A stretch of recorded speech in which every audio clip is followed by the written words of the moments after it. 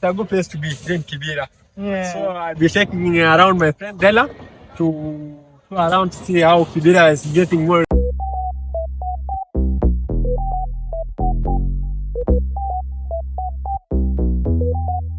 No way.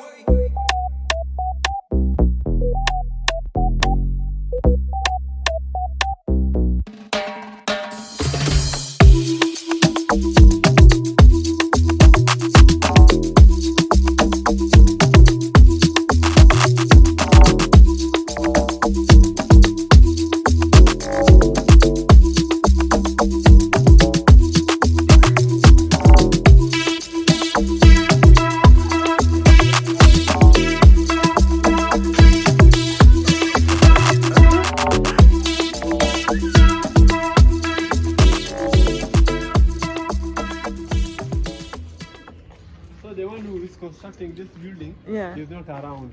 So and then there's a friend. Is he a friend? Yeah, it's a friend of mine. Yeah. He told me he needs to talk to one of these who is working here.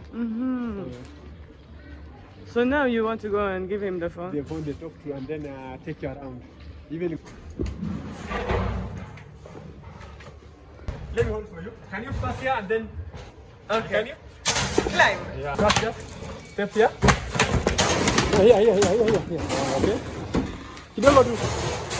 And then you have to hold there.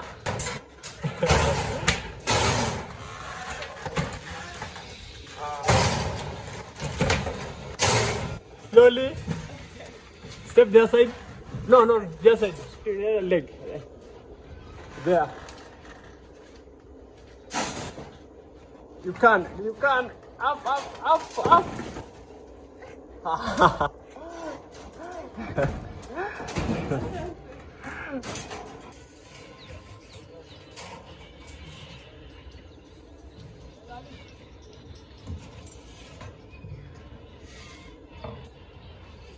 Kibera used to be big, but to do with the development, people are being developing slowly. People are building houses. You have a good example here. It's a house. Whenever someone is building it, it used to be a slum, a small house, where people could not even afford. But in time, it be developing. Their side is a dam. Their side used to be a dam, and then people are still growing. People are still planting. If you go there, you can get food there. That place used to be a school. That's a shop. It's a school. Behind me, it's a school, and then this is catering for the little children, mostly girls. And then it's sponsored. They are sponsoring girls, and they do the shop. They're supplying water. You see the blue rail line, the pillars. That's water passing by. So there's a place where you can go. You cannot find water, but to do the shop, it has gone inside. It gives those ones cannot afford water, but it a low price. Let's say like 1 shilling per 20 liters. That's 20. That's 20 liters, 1 shilling. Kenyan money. It's a good place to be in Kibera. Yeah. So I'll be taking around my friend Dela to around to see how Kibera is getting more developed. Yeah. It's a good place to be, Kibera. You're most welcome. So you are interested in walking around, coming to Kibera. You don't have to be afraid. Yeah. You're all citizenship. Yeah. You have that freedom of walking around. Yeah.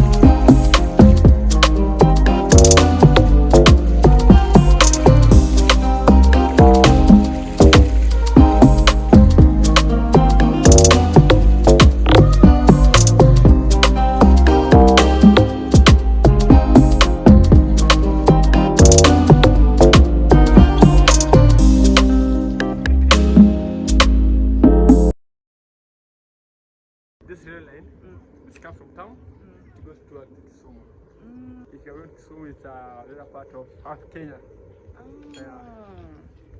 I see. Nyanza, you go to Nyanza mostly. You know there's an area called Nyanza in Rwanda? Nyanza? It's near to Lake Victoria. What? Nyanza. Like Lake Victoria? Yeah, it's somewhere in Kisumu there.